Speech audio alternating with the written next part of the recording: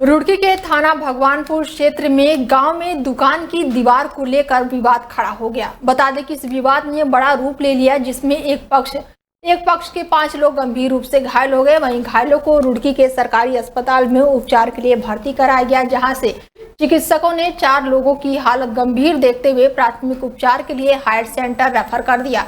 आपको बता दें कि गांव में 2 पक्षों के बीच दुकान की दीवार को लेकर कहासुनी हो गई और जिसके बाद से आरोप है कि एक पक्ष के लोगों ने दूसरे पक्ष के लोगों पर धारदार हथियार से हमला कर दिया, जिसमें 5 लोग गंभीर रूप से घायल हो गए। घायलों के परिजनों ने जानकारी देते हुए बताया कि उनकी 40 साल पुरानी दुकान है, जिसको लेकर पुलिस की मौजूदगी में निशानदेही करने पर दीवार बनाई गई थी, जिस पर दूसरे पक्ष के लोगों ने दीवार तोड़ दी और साथ ही धारदार हथियारों से कई लोगों पर हमला कर दिया और इस दौरान उनके परिवार के 5 लोग गंभीर रूप से घायल हो गए। उन्होंने पुलिस से आरोपियों के खिलाफ सख्त कार्रवाई किए जाने की मांग की है। वहीं सरकारी अस्पताल रुड़की के चिकित्सकों ने 4 लोगों की हालत गंभीर देखते हुए हायर सेंटर रेफर कर दिया है कि ये पहले से ही दंगा करते आते हैं।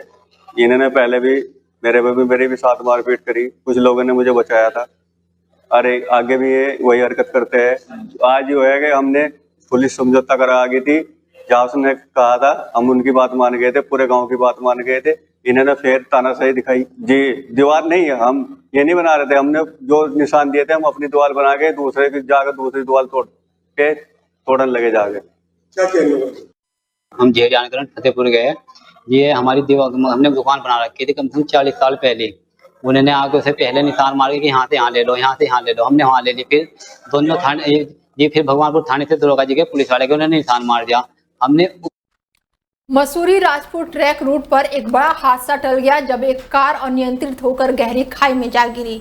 हादसे में कार सवार 6 पर्यटक बाल बाल बच गए। घटना का कारण सेल्फी लेने के दौरान की गई लापरवाही बताया जा रहा है। हादसे के बाद से मौके पर अफरा तफरी मच गई, लेकिन समय रहते हुए रेस्क्यू टीम ने स्थिति को संभाल लिया और भारी बारिश के बीच राजपुर पुलिस, फायर सर्विलांस और SDRF ने स्थानीय लोगों की मदद से संयुक्त रूप से रेस्क्यू अभियान चलाया और खाई में गिरे 6 लोगों को सकुशल बाहर निकाल लिया गया। एम्बुलेंस के पास के अस्पताल में उन्हें भेजा गया, जहां पर सभी का उपचार किया जा रहा है। रविवार की दोपहर को रुड़की से आए 6 पर्यटक राजपुर झाड़ी पानी ट्रैक रूट की ओर बढ़ रहे थे और रास्ते में एक खूबसूरत घाटी वाला स्थान देखकर सभी लोग वहीं पर रुक गए। सभी ने अपनी कार सड़क किनारे खड़ी कर दी और सेल्फी और फोटो लेने लगे। चश्मदीदों के अनुसार इस दौरान कार का चालक भी बाहर आ गया था और वाहन का हैंड ब्रेक ठीक से नहीं लगाया गया था।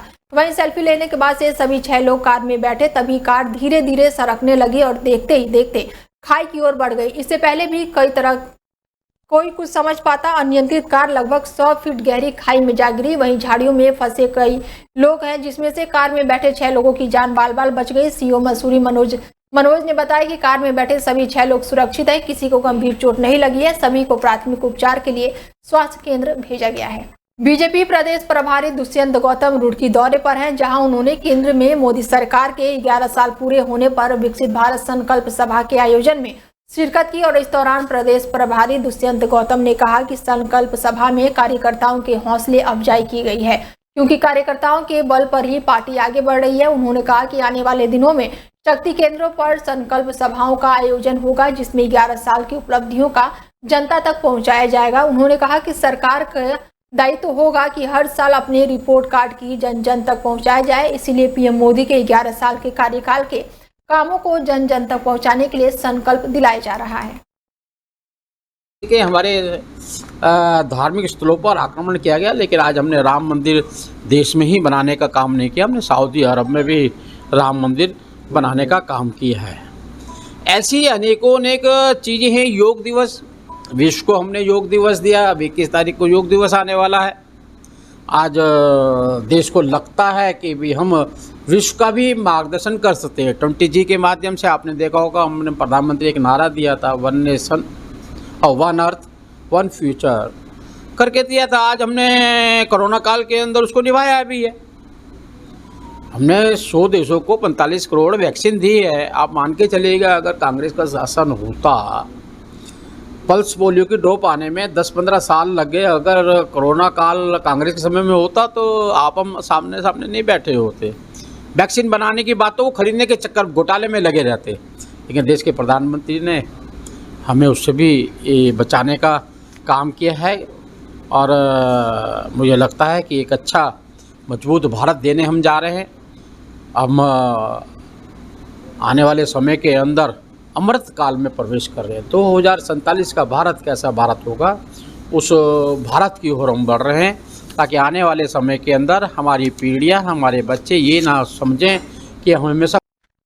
Mussoorie taxi car owner association के चुनाव संपन्न होने के बाद से रजिस्ट्रार ऑफिस से भेजे गए निर्वाचित अधिकारियों द्वारा प्रत्याशी को विजय घोषित न करने और विजय प्रत्याशियों को विजय प्रमाण पत्र न देने पर एसोसिएशन के सदस्यों ने जमकर हंगामा काटा और निर्विचार अधिकारियों को बंधक बना लिया। विजय प्रत्याशियों ने कहा कि जब तक उनको विजय प्रमाण पत्र नहीं देंगे तब तक वो निर्वाचन के अधिकारियों को जाने नहीं देंगे। वह देर रात को हंगामा देखते हुए चुनाव अधिकारियों ने कागज में लिखकर विजेता प्रत्याशियों को जीत का प्रमाण पत्र दिया, जिसके बाद से मामला किसी तरह शांत हुआ। हम तब से बोले हमें सर्टिफिकेट दो, हम जीत गए तो हमें सर्टिफिकेट दो ना। कहाँ इनका काउंटिंग चार्ट है जिसमें साइन होने, हमारे जो हारे उनके साइन होने, जो हमारे एजेंट उनके साइन होते हैं, जो रूल है कि नहीं? कहाँ है इनका? कुछ नहीं है। ये कॉपी पेन लेकर कुछ नहीं, और पेटी बंद करके जा रहे हो।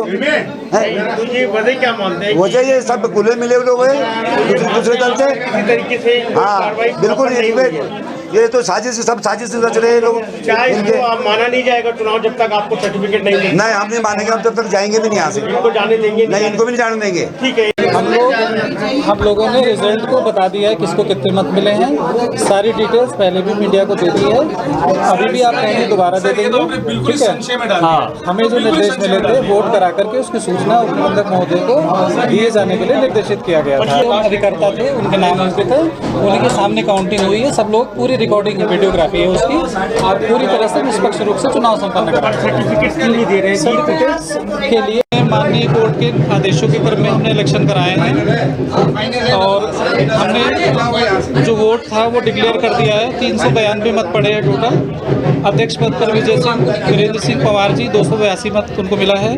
विजान सिंह रावत जी को 90 मत मिले हैं।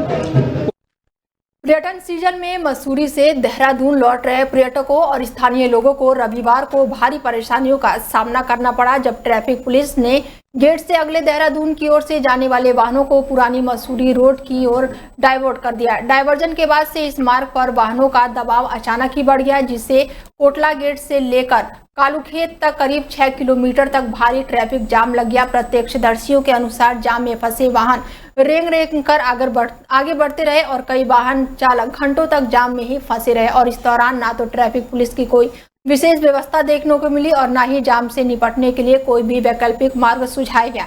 स्थानीय दुकानदारों ने बताया कि जैसे ही मसूरी से लौटने वाले वाहनों को पुराने मार्ग की ओर भेजा गया, सड़क पर वाहनों की लंबी कतार लग गई। कई लोग वापस देहरादून जाने के लिए मार्ग की ओर जाने लगे और इससे ट्रैफिक की रफ्तार और धीमी हो गई। ट्रैफिक और स्थानीय लोगों में नाराजगी और जाम में फंसे यात्रियों ने पुलिस प्रशासन की व्यवस्था पर सवाल उठाए। दिल्ली से मसूरी घूमने आए एक परिवार ने बताया कि हम 2 घंटे से ज्यादा समय से जाम में फंसे हुए हैं। बच्चों को काफी दिक्कतें हो रही हैं, गर्मी और थकान से हाल बेहाल है। वहीं देहरादून के एक स्थानीय निवासी ने कहा कि प्रशासन ने बिना जनता के सुझाव के मार्ग को डाइवर्ट कर दिया है, जिससे लोगों को काफी परेशानियां हो रही हैं। रुड़की के भगवानपुर में इन दिनों चाचा भतीजी की सियासत जोरों शोरों से सियासी गलियारों में चर्चा का विषय बन चुकी है। पूर्व विधायक एवं राज्य मंत्री देशराज करवाल ने स्थानीय कांग्रेस विधायक ममता राकेश और बीजेपी नेता सुवेद राकेश पर अपनी भतीजी को बहलाकर अनैतिक कार्य कराने का गंभीर आरोप लगाया और आज मीडिया के सामने आकर ब्लॉक प्रमुख भगवानपुर ने अपने ताऊ राज्य मंत्री देशराज करवाल पर कई गंभीर आरोप लगाए। उन्होंने कहा कि उन्हें अपनी जान का खतरा है। राज्य मंत्री देशराज करवाल और उनकी पत्नी को जान माल का खतरा है। इसके साथ ही आज अन्याय में ये चला। उन्होंने कहा कि कई बार प्रदेश के मुख्यमंत्री पुष्कर सिंह धामी से मिलने की कोशिश कर चुके हैं, लेकिन उन्हें मिलने का समय तक नहीं दिया गया। उन्होंने अपने ताऊ राज्य मंत्री के बीच कहकर संबोधित किया और कहा कि उनका ममता और सुबोध राकेश का कोई भी लेना देना नहीं है। लेकिन उन्होंने उस हद तक के रिश्ते खराब कर दिए, मुझे उस हद तक उन्होंने बदनाम कर दिया, मेरा रिश्ता तुड़वा दिया उन्होंने मतलब वो मुझे अपनी बेटी कहते हैं। कौन बाप ऐसा करता है ये बताओ? एक बाप होकर खुद तुम उसके लड़के के घर जा रहे कि भाई लड़की से शादी मत करो, कौन बाप करता है ऐसा? वो बाप तो बोलते हैं कि मैं, वो मेरी बेटी है। अगर वो बाप मतलब मुझे अपनी बेटी मानते तो अपनी बेटी के लिए ऐसा करते क्या? वो क्या उनकी एक बेटी है, क्या उसके लिए भी ऐसा करते हो? अच्छा, उनका ये कहना है कि ममता रावत सीधी लड़की है, बोली है, उसे बहला। देखिए, ना तो मेरा ममता राकेश जी से कोई लेना देना है, ना सुबोध राकेश जी से कोई लेना देना है, और मेरा इनसे भी कोई लेना देना है। क्योंकि अगर मैं इनके साथ नहीं रह रही तो मुझे और किसी के साथ रहना नहीं है। मैं तो अपने दम पे यहाँ रहना चाहती हूँ, अपने आप सभी काम करना चाहती हूँ। मुझे किसी से कोई लेना देना नहीं है। उन्होंने कहा कि जब देखिए, मैं बनी हूँ निर्विरोध, और मुझे बनाया है मेरी पार्टी ने, बीडीसी मेंबरों ने मुझे चुना है। मेरी भारतीय जनता पार्टी, अगर मैं यहाँ पर हूँ, इस कुर्सी पर बैठी हूँ, इस पद पर बैठी हूँ, अगर मैं विकास कार्यों को करने के लिए मैं यहाँ पर बैठी हूँ, तो मुझे मेरी पार्टी ने ये जो जगह है, ये उनकी वजह से मुझे मिली है। और मैं अपनी पार्टी का धन्यवाद करती रहूँगी हमेशा के लिए। लेकिन फिर भी पार्टी के कुछ लोग हैं जिनसे मेरे ताऊजी मिले हैं, उन्होंने, मुझे नहीं पता कि उन्होंने मेरे बारे में क्या बोला है, उन्होंने कैसे उन्हें बहलाया फुसलाया है, मुझे नहीं पता। क्योंकि मुझे तो किसी से आज तक मिलने ही नहीं दिया गया। मैंने सबको फ़ोन किए हैं, कि उनके पीए को फ़ोन किए, सबके सीएम साहब। विकास की गंगा बहा देने का वादा करके वादों पर खरे उतरने का काम कर रही है क्षेत्रीय विधायक ममता राकेश। ग्राम शाहपुर के सड़क उद्घाटन करने पहुंची विधायक को ग्रामीणों ने जमकर प्रशंसा की। विधायक ममता राकेश ने बताया कि विधायक निधि से 500 वर्ग मीटर की सड़क का उद्घाटन किया गया है। उन्होंने बताया कि ग्रामीणों की सड़क न होने से पानी से होकर गुजरने की काफी लंबे समय से शिकायतें थी। हमने उनकी शिकायत और खुद संज्ञान लेते हुए सड़क का कार्य शुरू कर दिया, और इस दौरान उन्होंने सभी ग्रामीणों को धन्यवाद किया। और इस सरकार में पूर्व विधायक को राज्य मंत्री का दर्जा दे दिया गया है, जिन्हें भाषा की मर्यादा का भी ज्ञान नहीं है। इसके साथ ही उन्होंने ये हमेशा सुर्खियों में बने रहने के लिए ऐसे बयान देते हैं। उन्होंने कहा है कि विकास कार्य बाधित हो रहे हैं, जबकि मेरे क्षेत्र में मेरे द्वारा कराए गए विकास कार्यों को बताने की कोई जरूरत नहीं है। क्षेत्रीय जनता जब सब जानती है, और मेरे द्वारा किए गए सभी विकास कार्य क्षेत्र में साफ नजर आते हैं। आज हम छापुर शहर रामपुर गाँव में आए हैं। यहाँ विधायक निधि से ये 500 वर्ग मीटर स्क्वायर वर्ग मीटर सड़क है। यहाँ के ग्रामीणों ने मुझसे शिकायत की थी कि बहुत दिनों से इनकी सड़क में जल भराव की समस्या है, और आगामी बरसात को देखते हुए इन्हें कठिनाइयों का सामना करना पड़ रहा था। तो हमने इनकी समस्या को सुनकर के इससे संज्ञान लिया, और आज इस सड़क का शिलान्यास किया, बल्कि लोकार्पण ही आप मानिए कि आज ये सड़क कंप्लीट हो जाएगी। इसका लोकार्पण व शिलान्यास दोनों चीज़ करने के लिए आए हैं, और मैं बहुत बहुत बधाई देती हूँ सभी सम्मानित ग्रामवासी। यहाँ पर हमारे प्रधान जी भी यहाँ पर हैं, पूर्व प्रधान अजीत जी हैं, मास्टर शक्ति सिंह जी हैं, जमीन प्रधान जी ने हालांकि मुझे सड़क के लिए कहा था, उनके सुपुत्र यहाँ पर हैं। मैं उन्हें भी सच्ची श्रद्धांजलि प्रधान जी को देती हूँ कि ये सड़क उन्हीं को समर्पित है। हमेशा विकास कार्य के लिए समर्पित रहते थे, और सभी व्यक्तियों के विकास के लिए और समस्याओं में बढ़ चढ़ कर आगे रहते थे। और ये मैं बहुत सराहनीय होता है, और ये ममता जी का हम लोग स्वागत भी करते हैं, और साथ ही साथ शुक्रिया और धन्यवाद भी करते हैं। हमारे गांव पे खास तौर से स्वर्गीय सुरेंद्र राकेश जी की खास नज़र रही है पहले भी, और आज ममता जी भी हमारे बीच में है। हमारी इस सड़क का उद्घाटन करना और दूसरे कार्यों का ध्यान रखना, ये हम इनसे उम्मीदें रखते हैं, और यही उम्मीद पर खरी उतर भी रही है। आज दिनेशपुर जो मंडल है हमारे भारतीय जनता पार्टी की दृष्टि से, इसके नए पदाधिकारी बने। आज उन सभी नए पदाधिकारियों का, कार्यकर्ताओं का, जो कार्यकारिणी में शामिल हुए, उन सब लोगों का स्वागत, अभिनंदन था, और शुभकामना संदेश था कि आप इन्हीं छोटी इकाइयों पे, छोटे पदों पे बैठ के आप भारतीय जनता पार्टी की रीति नीति को आत्मसात करते हुए आप आगे बढ़ें, और कल चल के भारतीय जनता पार्टी के लिए काम करें, और निश्चित ही आप अपने जो आपका व्यक्तित्व है उसके अनुसार आप आगे बढ़ें, भारतीय जनता पार्टी में पदाधिकारी बने, और पार्टी को जिताने का काम करें, पार्टी को मजबूत करने का काम करें, और आप यशस्वी बने। सभी को कार्यकर्ताओं को शुभकामनाएं दी गई।